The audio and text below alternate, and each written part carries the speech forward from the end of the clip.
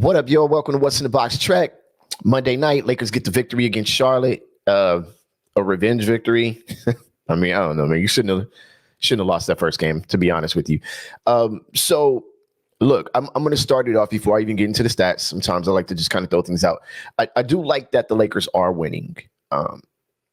I just don't know if LeBron putting up 35, 40 points is sustainable winning. Now, to be fair, your first or second best, I'm not sure where you would slot AD, player is out. So you're going to have to handle more of the load.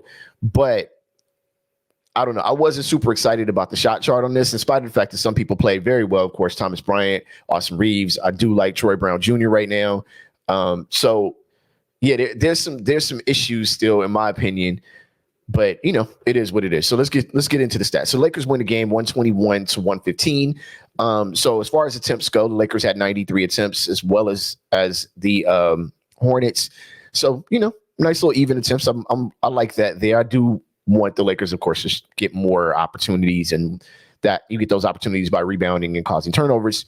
But the Lakers don't tend to outpace other teams in both of these categories very highly. So that's something they got to work on.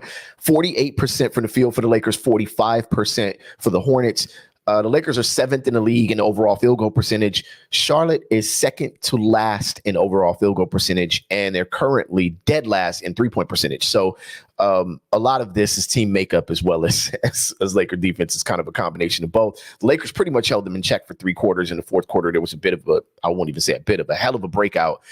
But with all that being said, second to last in field goal percentage says a lot. Now, one thing that should also be noted here is, what does a low field goal percentage look like, right? If the Lakers are seventh at 48% and the Hornets are, close to last at 44%, 45%, then that means that if you can hold the team to 40, 45, 46% shooting in this league, game over game, you're actually playing excellent defense, because most teams are 47, 48, with Milwaukee being, I think, the number one field goal percentage at 50% or somewhere around there.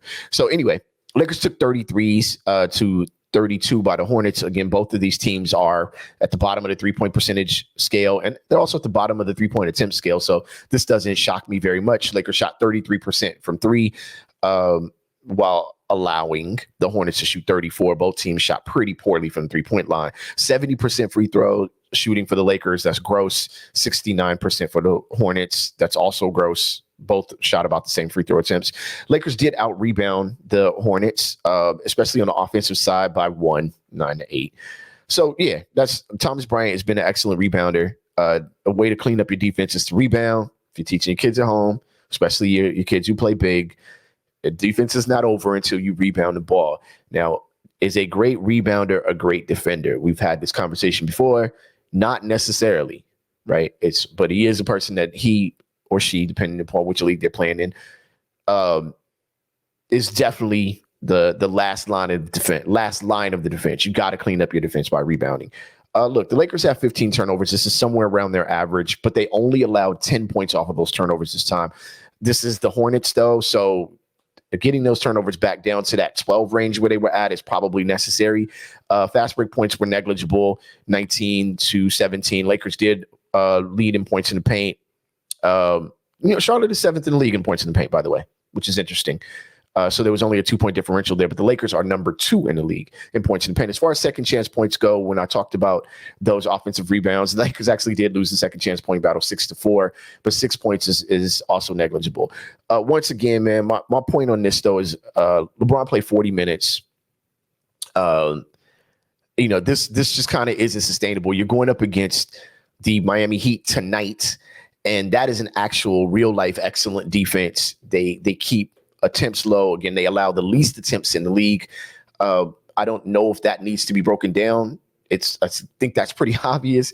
If you're not getting shots, then you're not able to score. So the Lakers have to very, very, very much limit their turnovers.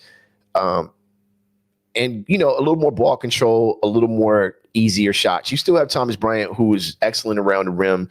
There's probably a better way to score than turnaround jumpers and fadeaway jumpers. You can probably clear that paint out and get a foot in the paint.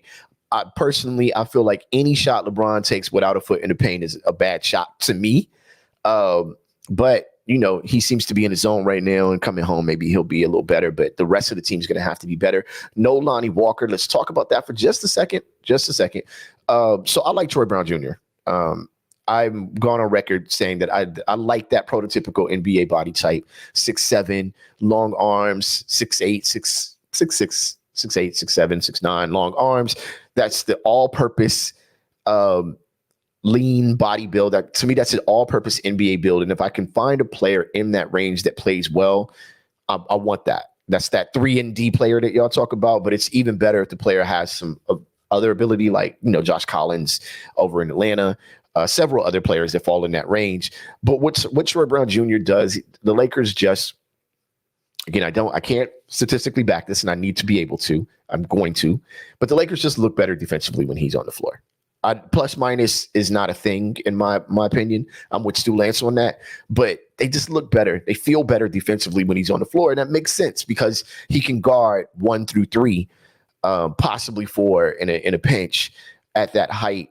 In that length. So if Troy Brown Jr. continues on this trajectory, Lonnie Walker's going to lose out because defensively it would be better. It's always going to be better to have a player that plays at that scale at your 3 spot, as opposed to a player who offensively is better than Troy Brown Jr. by far. But defensively, you lose a little bit if you're going to run a 3-guard lineup with Dennis Schroeder, Pat Bev, and Lonnie Walker at 3.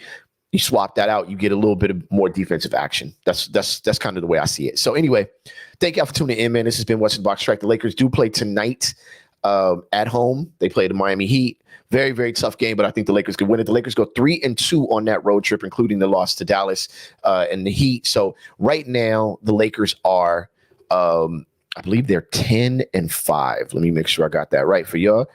They are 10-5 against teams that are below 500. Now, here's the thing.